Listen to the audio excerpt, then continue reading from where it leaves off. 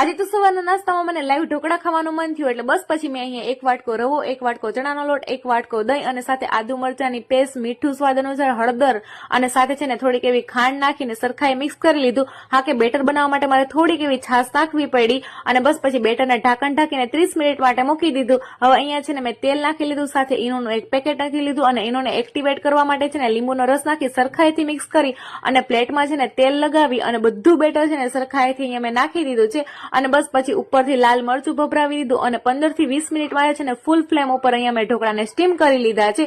અને અહીંયા છે ને ભાઈ લાઈવ ઢોકળાની સાથે ખવાથી સરસ મજાની તીખી અને તમતમતી લસણની ચટણી પણ મેં સાઈડમાં બનાવી નાખી. ત્યાં સુધીમાં આપણા ઢોકળા ઠંડા થઈ ગયા એટલે ઉપરથી સિંગ તેલ અપ્લાય કરી અને સરખાઈથી છે ને કટ કરી લીધા છે ઢોકળા અને બસ ધાણાથી ગાર્નિશ કરી લીધા અને આપણા સરસ મજાના લાઈવ ઢોકળા તૈયાર થઈ ગયા. એકદમ સ્મૂથ અને એકદમ સોફ્ટ બન્યા હતા.